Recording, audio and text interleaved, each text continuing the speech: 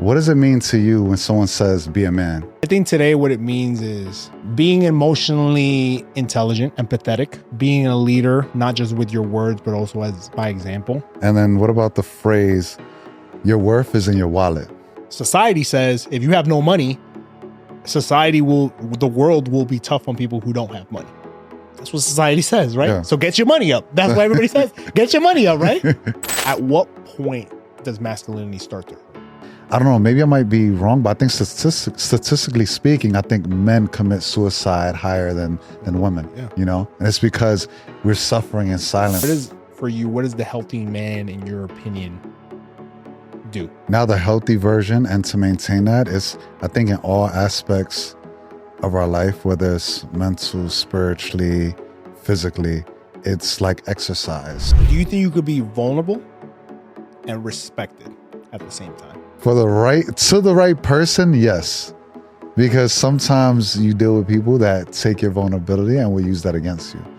So I think to the right person, and you'll know, if someone ever uses your vulnerability against you, I don't think they're the right person to be in your life, Let's flat out. Big teams, big boys, eh? My highs and lows inherit growth, Mr. Deeds. Went from juggling 3 jobs to CEO like I'm Steve. Never been a rotten apple, call me John Appleseed. That's how I bleed. I can see no other man can judge me. Call him Mike, Mr. International, getting cream. Single mother told me worth, and now I'm worth everything. Went from Wall Street to Abu Dhabi, straight rolling in a Maserati with women that feel exotic. My life too pristine. Man, you didn't have to do them like that, man. You didn't have to do them like that. It was film day. Yeah. We gotta make a statement. Exactly. We gotta make a statement. What's going on, man? Flat out.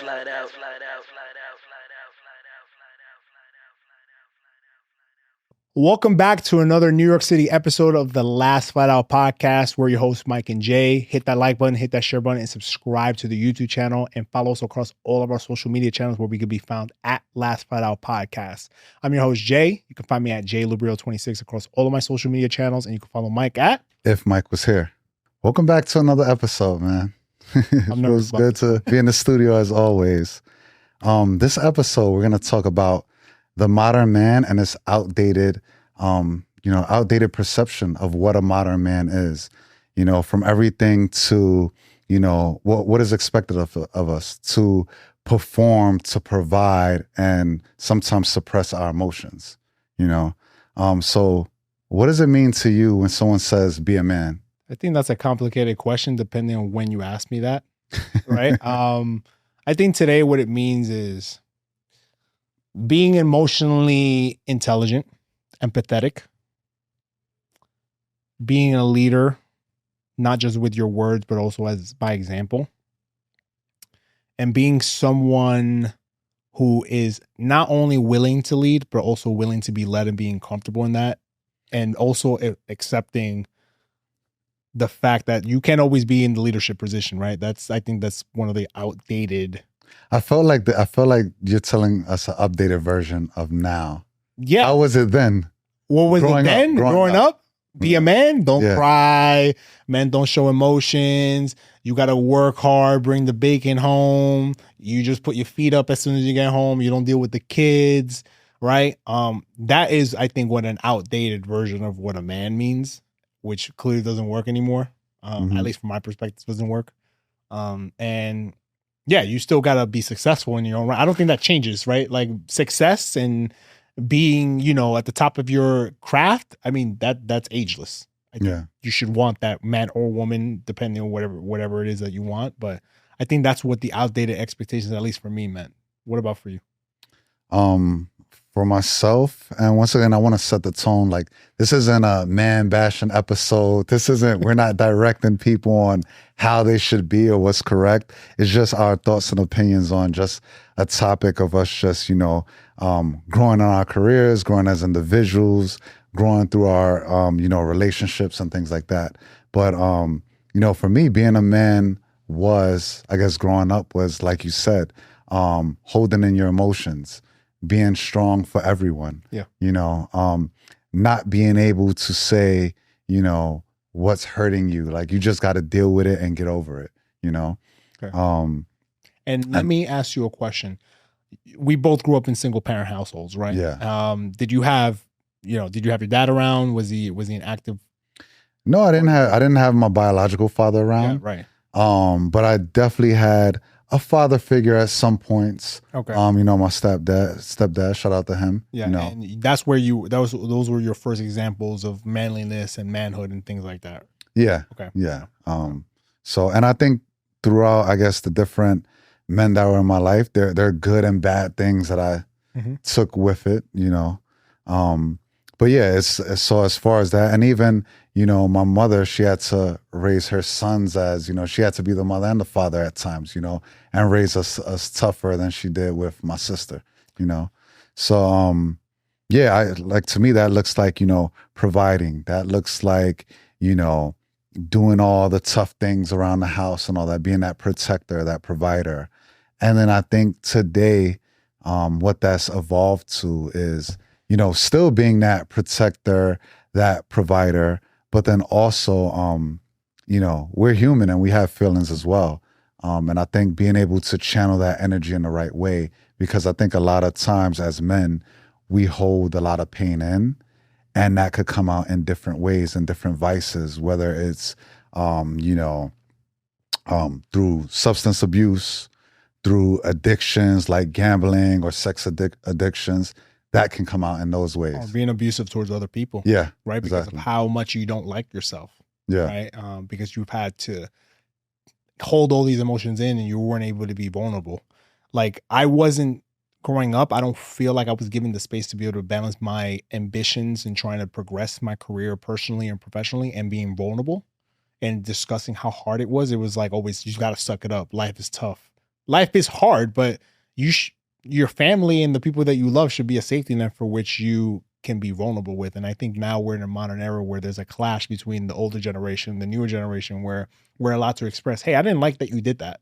I didn't like this. And here's how I'm trying to be better as a parent or as a person.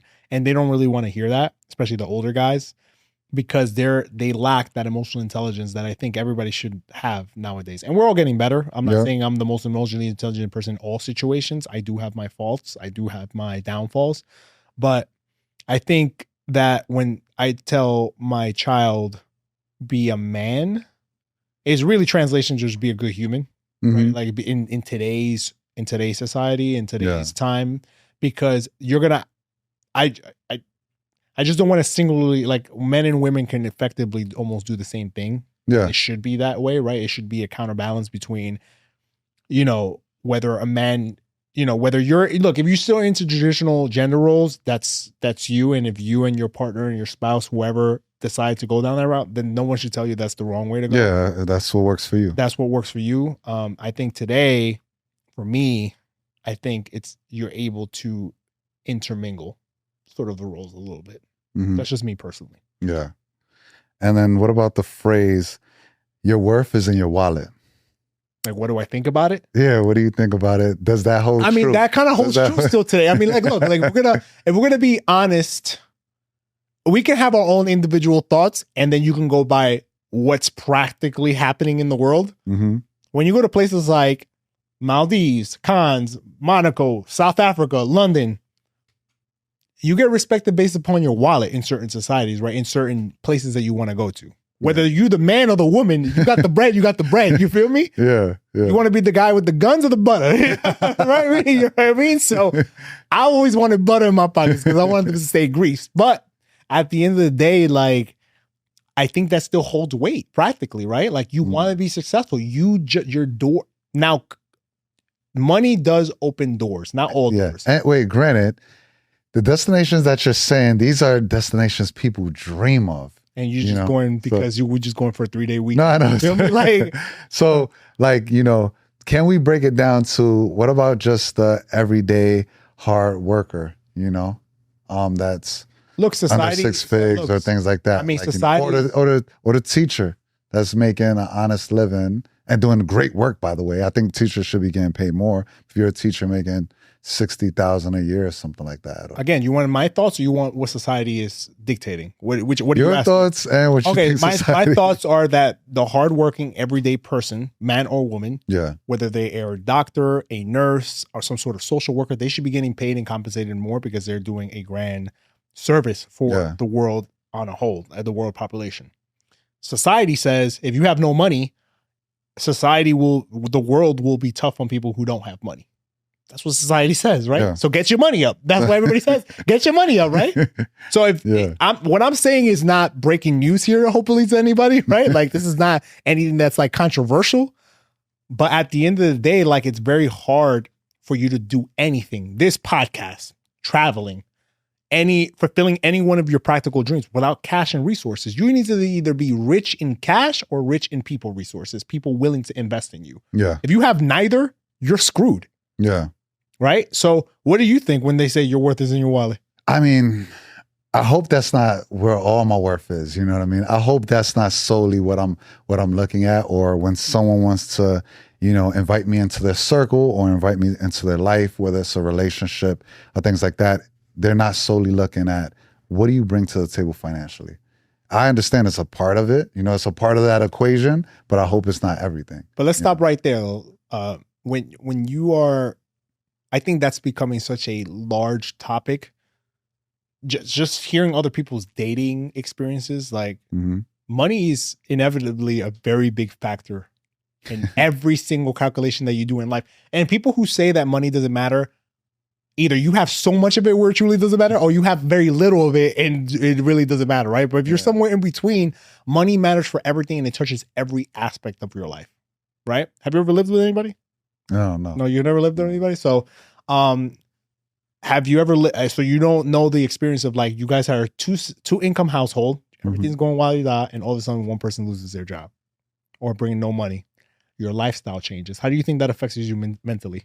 If it goes on for years at a time, for a long period of time, it's all lovey-dovey, but when all of a sudden, when your lifestyle gets cramped, all of a sudden you're falling behind on your bills, your livelihood takes a hit.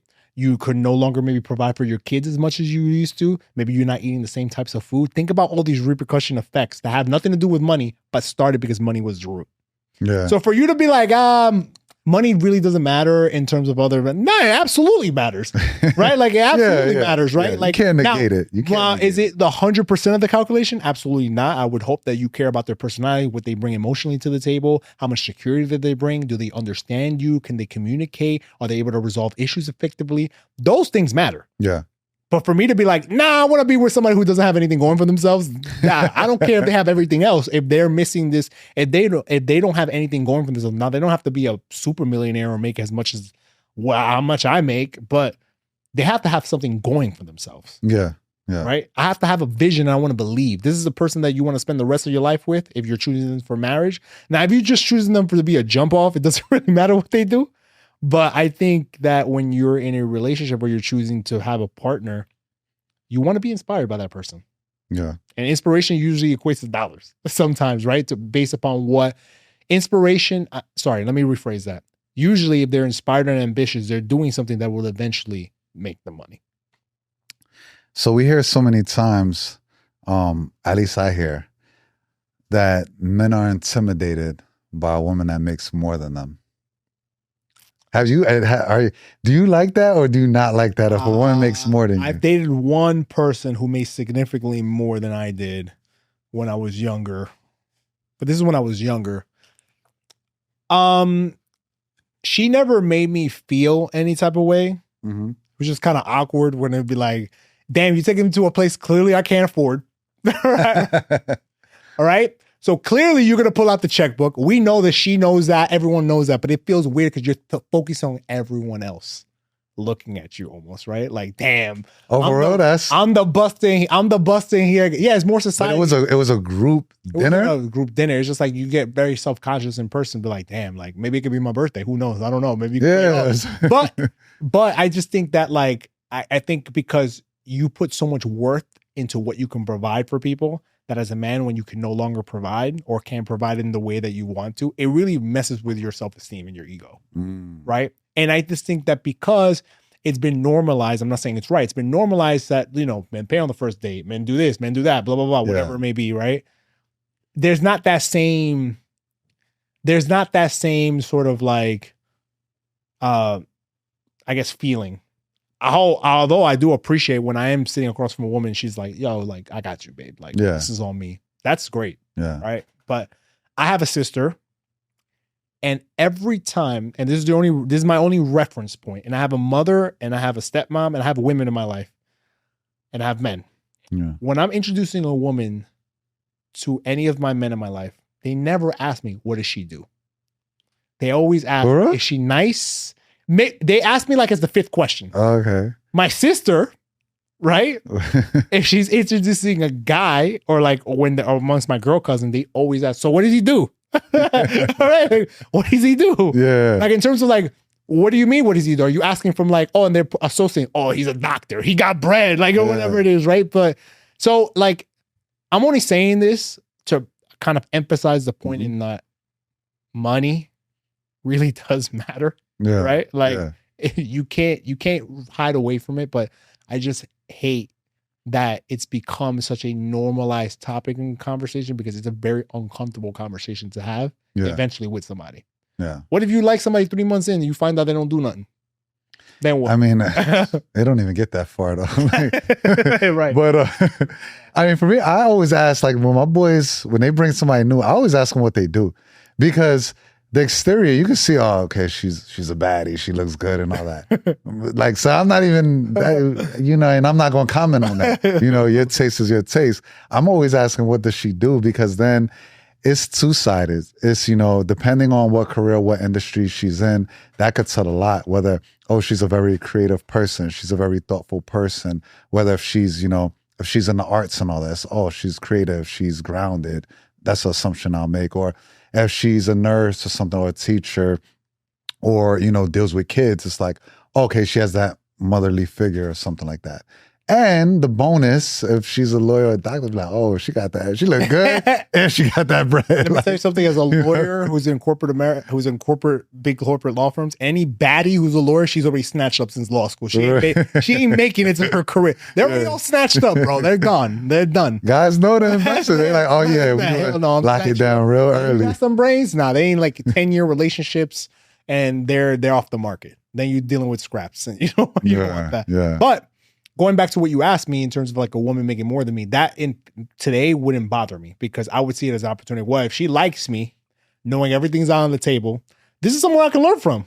Yeah. How could I get there? Right? How can I get to what you got? Mm-hmm. Right? Like, okay, how can you inspire me? Because your network becomes your net worth after a while. You really don't really realize that until you're like later on in your life. And I wish that's something that I would have paid attention to when I was much younger. Mm-hmm. When you're around very successful people in whatever aspect you're looking for, something, monetary success, career success, emotional success, you're going to tend to adopt the habits of those people. Yep. Right. So I would take it as an opportunity. Like, this is not going to make me feel a certain way. And if she's rocking with you already, what does it matter? What does it matter what anybody thinks? Who cares? I'll be washing the dishes at home, babe. What do you need? You don't even rub your feet, like kiss your back. Like, what do you need? Right. But I think that, again, going back to the topic of this, the outdated perception is you're a man who makes less than a woman. You shouldn't be with her because you should feel bad about yourself. The new dated version of how I think about that situation is what I just said. How can I learn to be? How can I learn? Yeah, exactly. Right. So she's clearly with me for something else. So it doesn't really bother me. Yeah. I mean, for myself, I've never been in that situation where a woman makes significantly more than me to feel that way. So I'm kind of upset at that. Like, I wanted to have those problems. I want to be able to be like, man, she was making so much. I was pissed. I don't think I would be pissed though, because I think in each level I was in, whether it was my first job and everything like that, I always dated people that were comparable, that were on my level. So it's like we had the same thing and all that. And me being a man is like, I'm I'm covering the basic things. But they're on my level where birthdays come around. It's like, all right, I know she won't hold it down and not be worried, you know? It's annoying on your birthday where they can't even hold it down on your birthday. Right? Man. One day of the year. Yeah, that's One crazy. One of 365, babe. You couldn't get? Yeah. Nah, You got to, man. On my birthday, that's when I don't touch a damn thing. My wallet is in my pocket. Matter of fact, my wallet's at home on my birthday. Like, I'm not paying for anything. It makes me feel uncomfortable when I like that sometimes. But I think, so segueing into that, like, you know, we're talking about modern man, traditional man, all this BS, and we're having fun with the topic. But like, at what point does masculinity start to hurt, do you think? Like, what, being this big man, I'll give you an example. Mm-hmm. Have an uncle. Dominican Republic, never left the island. I mean, he went to other places, but he grew up on the island. Yeah. Died of cancer. Mm-hmm. You know why he didn't get checked? Because he's a man.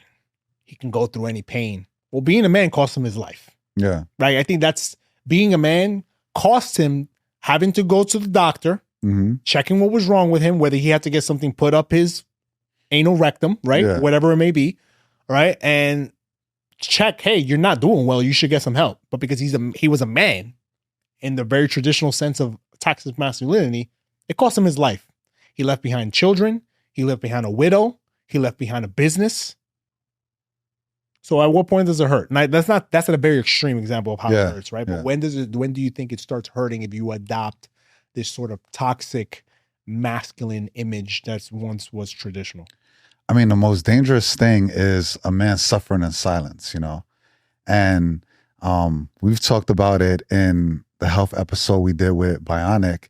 It's, you know, men traditionally, or like, you know, in general, as a general statement, don't like to, you know, go to the doctor, get themselves checked out.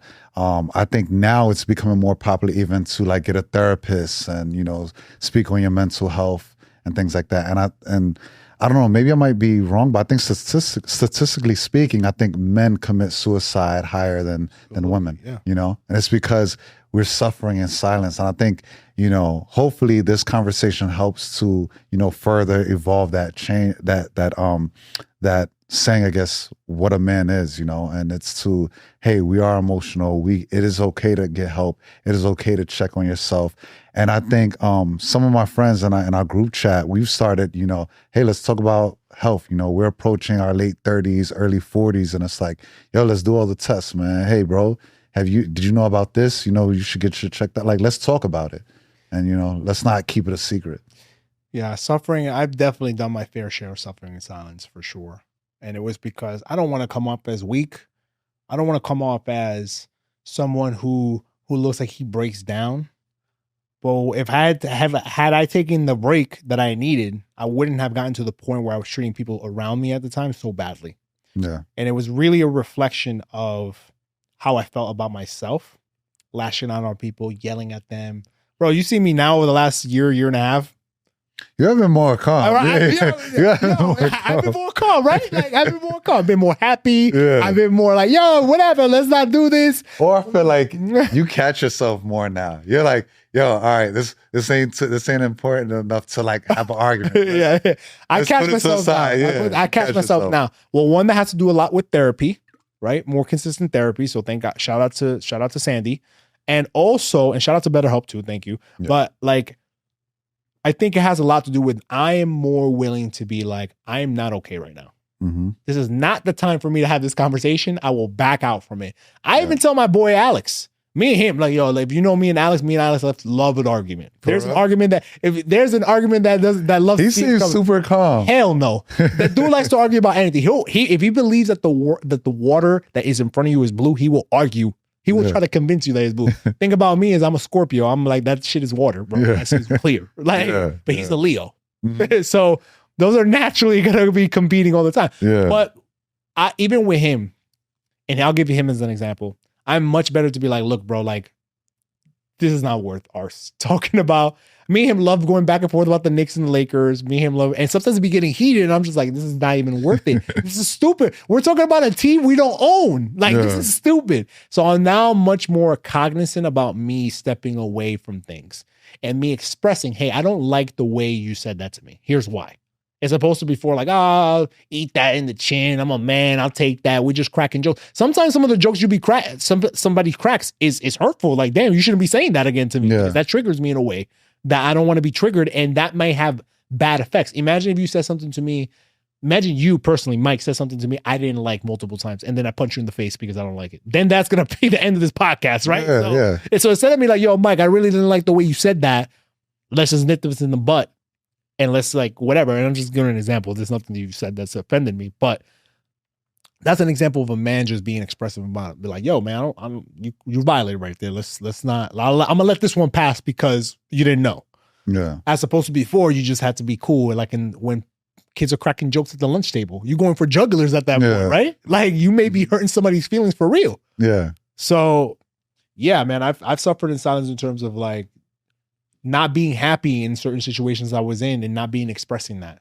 Yeah. Whether it was where I was in my life, the person I was with, whoever it may have been, whatever. And then it just led to like me treating my family like shit. Me yelling at you a few times that we talked about, right? Like, so me being a man had a lot of bad effects where I was like, I could lose people around me if I don't get this really worked out and have a re-image or sort of re-perspective of what a man is. Yeah. Yeah. Yeah, so I mean, but what about, I guess, kind of pivoting now, like now that there is health and there's therapy and there's sort of like help that you can get to sort of calm yourself down. What is the healthy man, in your opinion, do like on a day-to-day basis to maintain that health in whatever aspect you think health needs to touch, whether psychologically, emotionally, physically? Yeah. I think now the healthy version, and to maintain that is, I think in all aspects of our life, whether it's mental, spiritually, physically, it's like exercise. So I think what I've been trying to do more this year is just get closer to God, and get in touch with my spiritual side. That's a man speaking that he's in the second half of his life. Yeah. He's like, I'm not the one. But yeah, it's true. Like, looking, Father, for I have sinned. Praying more, putting God in the center of my life more, definitely. And, working out, that's always there. I think sometimes as men, we kind of overcompensate and like, yeah, I'm gonna work this out. And if I look good, then that's it. Everything is fixed. And I think that's just external, which is important, but that's not everything, And then, yeah, just mentally as well, just being grounded. And I think sometimes being in silence and being in tune with your thoughts and how I'm feeling, I think that's been important. Yeah. I think for me, a big part of it is embracing solitude. I think that's really helped me out a lot, but intentional solitude. Yeah. When I like to be in my apartment, just open the windows, hear the outside, have a good like lo-fi jazz R&B mix in the background, and just like watching my plants just sway from side to side. That brings me a lot of peace, right? Mm-hmm. And I think when you're at peace and equilibrium, you don't allow, when you know what that feels like, bro, you don't allow anyone to come and disrupt that. Yeah. That's why when I was telling you about certain messages I was getting before, while I was away, before we went on air, I didn't respond back because I was going to shake things up for no reason. Yeah. For no reason, no absolute reason in my life. Like there's some certain things that you should never engage in. And I think that the modern person who is truly trying to embrace being a better version of themselves, part of that is knowing when to just be like, you know what? I'm going to back myself out of this room because it's not even worth engaging or entering into the room. Yeah. But I think a lot of people hold on because they're like, hold on to certain situations or bad situations because look, love, I understand love is great. Like love is a great feeling, but like love should not be a replacement, should never affect your mental well-being, make you feel anxious. Love shouldn't make you feel anxious, bro. Yeah, yeah. It shouldn't make you feel anxious. It shouldn't make you feel anxious. It shouldn't make you feel like, oh, I can't be myself. If I can't be myself, I can't be with you. Yeah. And I used to feel like before, like, oh, I have to mold myself to be with this person. Yeah. Yeah, you can compromise certain things. Like, all right, babe, we won't eat tuna no more. You're allergic to tuna. I can let go of tuna. Yeah. But if you really love tuna, don't be with somebody who's going to take tuna away from you because once you take tuna away, you're not going to be happy anymore. Yeah. Right? Like, yeah. This is a dumbass example for me to be like, don't let somebody having to feel like you need to supplement your happiness by having to change. Yeah. Like who you are fundamentally as a person. Yeah. I think kind of tapping into that as far as being stuck in situations, I think that's a sign of, you know, a person that's not healed or a person that's not mature enough. And I used to be really, really petty. Like if I was hurt and if I didn't express that, it would build up resentment. So I'd be like, no, I'm gonna stay in this because I want this person to feel the pain that I felt. And like, that's messed up, dog. Like, I know, but like, it's, you know, I could be petty sometimes, and like I've been working on it where I don't think I'm petty now, but like I used to be petty where I'm like, okay, like I'm hurting, yo, you gonna hurt too. We're gonna get even. I mean, I think that's the man up version. Like, all right, just suck it up, but make them feel your pain too. You know? I guess the immature John was thinking like, oh, I'm gonna upgrade. Don't worry about it. I'm not on you as a person, but you fumbled this back at this. Oh, baby. Yeah. Oh, baby. And then, I'm not gonna lie, there's some people I check back on. I'm like, oh, okay. Yeah. All right. I made the right decision. Right. Like like, look, I don't think you'll ever fully be a perfect human being. Mm-hmm. Like I'm only saying that to be funny, but like, when I'm looking ahead, I don't look to the sides, I don't look back, except for like how far I've come, to check how far I've come. But I think part of letting go and being this new version of yourself, you cannot hold on to old resentments or old feelings. Mm-hmm. I think that goes, then that ties into being a traditional man where you can't express yourself, because when you hold all these feelings, you can't vent. How are you ever going to be in a place where you can allow new feelings to come and embrace those positive thoughts and emotions that allow you to embrace this new version of yourself that is going to be healthier, and not just for yourself, but for the people around you? Yeah. Right. And then real quick, what are some of the positive role models or images or men that before you grew up idolizing, and how has that changed today? If you idolize anyone at all, if you're like, this is still my point. I'm generally not a person who idolizes people in general. I don't have like celebrity idolizations. Like, yeah, I don't know why. I just never had that. There's some people that I admire, like, wow, that person does a lot of things. But like, yo, there's some people who really be going hard for certain people. But maybe much just, I'll start here. My dad. Yeah. Like my dad was a lot of my North Star, what it is to be like a man. So he's a lot similar to me. Like he keeps his crowd very, very small. Mm-hmm. He's very true to who he is as a person. Doesn't really change for anybody. This is for good or bad. This is who he is for his, even with his children. He's like that. This is who I am. Now, as I've gotten older and I'm like, that's not really a good way of being, right? Because you have to be able to maneuver based upon the person that you're speaking to. Mm-hmm. So long as it's in a healthy boundary, right? Like you can't talk to my brother the same way you would talk to me, the same way that you would talk to Jennifer, who's my sister, or Alejandro, who's my little brother. You can't be like, this is who I am. You have to accept me for who you are. What I've learned in that situation is just like, all right, this is who you are. I know when to come to you for certain things, and I know when to talk to you about certain things, but I can't talk to you about everything because you're not willing to meet me halfway. Yeah. That's not his fault. That's the way he was raised. My grandma was a single mother who was raising 4 kids. She had to be tough. Therefore, the toughness went on them, and therefore they try to teach that upon us. But now with information, social media, and we know that stuff doesn't work, you have to learn to be better, right? So when I was younger, I took a lot of that. I have to be strong, no emotions. I have to provide. I have to be the man. I have to be responsible. All which is sometimes true in terms of like, you have to be responsible. You have to be, a man of your word. You have to be honest with yourself, and you have to uphold all of your responsibilities, no matter good or bad.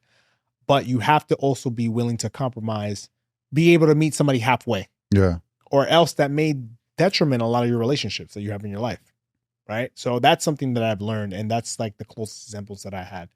But I mean, I know you have some idols too that are currently on trial. So how's that going for you? This is why I say it's important, fathers are important in the household. We're seeing a great example of that. Fathers are very important in the household. But, for myself personally, like not having that, it's you look at, and I think representation is important in what we see in the media and what we see on TV, what we see in different industries. Representation is very important because then you have young men of color, you know, idolizing people that we think are doing a great job or we think are exemplifying what a man is. And it's like, you know, of course, growing up, you know, you had, you know, Michael Jordan, you had Jay-Z, you had Diddy and all that, you know, but it's now come to fruition. Like, you know, when we grow up, it's like, damn, these people aren't perfect. These people aren't the people that we want to become, you know? And I think you know, growing up and being mature and older, I'm past that stage of idolizing celebrities and all that. I hope you are. It's more so, you know, learning from, you know, what I want in life and the type of person I want to be and just, you know, every day working on to become that, you know. Now, do you think, let me ask you a question here. Do you think you could be vulnerable and respected at the same time? To the right person, yes. Because sometimes you deal with people that take your vulnerability and will use that against you. So I think to the right person, and you'll know, you know, if someone ever uses your vulnerability against you, I don't think they're the right person to be in your life, you know? It's a fine line. When you're vulnerable and seeking respect. Because vulnerability, like you said, to the wrong person, it can come off as, oh, he's a whiner, he's complaining, he's not about it. But when you're trying to be like, yo, I'm trying to get it, and I'm burning out a little bit here, I need a little bit of a back rub, that ain't a sign of weakness, right? Or from your friends, you need a little support. Like, it can't just be like, man up and do whatever. But yeah, there's some people who will take advantage of that for sure. Like, I've been around a lot of people who take advantage of you. If they know they can get to you, they'll use that vulnerability. If they know your soft spot and it's like, oh, this is what he's self-conscious of and this is what, you know, his insecurities are, they'll use that at the time when it's like, I'm not trying to hear that. Like, yeah, it's like, yeah. Exactly. But I think it's always better to just express what's on your mind so that I think transparency is the way to go. Yeah. In 2025 and beyond, because you keeping that inside is not going to help you or anybody else. You know what I mean? So I think it's just one of those things where you should just, hey, here's where the cards lie, and you need to have enough wherewithal and awareness to know if somebody's like taking it for granted or not. Right? Yeah. So, but I think to close it off in like the last segment of this topic, which I'm glad I went this direction because I was expecting something else, but you never know with Mike, ladies and gentlemen. But what's something that, because we do have a young audience, sometimes that watches this show, what would you tell them now? Because they're like sponges, bro. Like my little brother takes in everything, TikTok, IG, whatever. Yeah. And some of the stuff that he says sometimes I'm like, nah, that's OD. You're learning that on the internet, man, because you haven't heard that in his household for you to even say certain of those things. But I'm curious to know, like, one, what's something that you would tell people, like young people in general? Okay. And then two, what's something that you would have told your younger self? And I know we touched upon this in another episode, but like more so in the way of like telling your younger self what a man should really look like. So in general, to young women and young men. So the first part, I would say you're enough. You are enough, and you have a lot to give the world. And believe it or not, like me as I'm in my 40s, I look for the younger generation as to what's next and, you know, where are we going, you know, and they are our future leaders, and and just believe in that, you know, don't doubt yourself for a minute. And for our young gentlemen out there, as far as, you know, what is a man today, or what's my idea of how a man should be? I think it's very individual, but I think some of the baseline principles of that is just always be about your word, be honest, be truthful, and just go after life. And something, I'm going to switch the question a little bit for myself.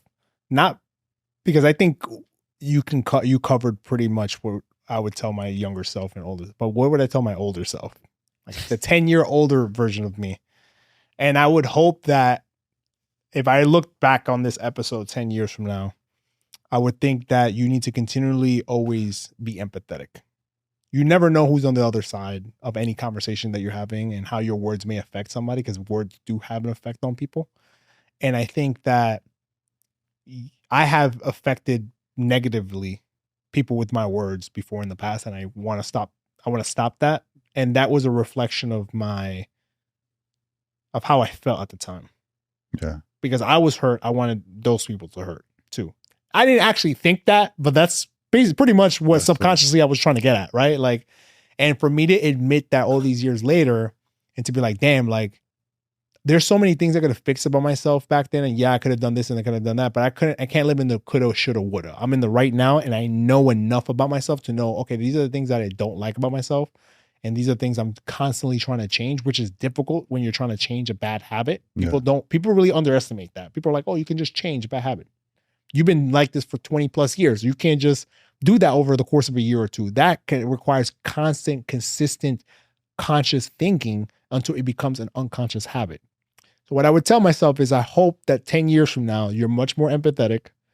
You don't give as much fucks about what people think, right, as you do right now. Maybe you even give less. Yeah. And you're finally in a place where you could be like, you know what, man? I may not be 100%, but I'm 95% of the way there. Right? Like that's really where I wish to get to. And I think it's 1% each day really adds a lot of compounding improvement over a long period of time. That's a great message, man. Yeah, right. Don't give a fuck. That's how it needs to be. Yeah, we can't care. Like, like honestly, you cannot care. You cannot allow people to consistently control and manipulate your emotions, your mentality by their actions. You have to, like you said, you have to know you're enough. You have to know you're a good person. And yeah, you may have done bad things to people before. You may have unintentionally hurt somebody, but that doesn't make you a bad person. Exactly. Right? Forgive yourself. You have to forgive yourself. And I haven't done that enough. I haven't forgiven myself for a lot of things yet, but I'm trying to get there. All right, man. So we're going to close it out there. For everybody who's interested, like, share, and subscribe. Thank you for tuning in. Again, you can follow us at Last Fight Out Podcast across all of our social media channels. And you can follow me, Jay, at JLubriel26 across all of my social media accounts. And you can follow Mike at If Mike Was Here.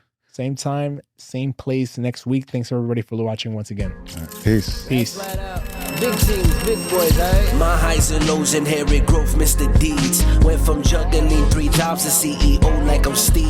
Never been a rotten apple, call me John Appleseed. That's how I bleed. I can see no other man can judge me. Call him Mike, Mr. International, getting cream. Single mother told me worth, and now I'm worth everything.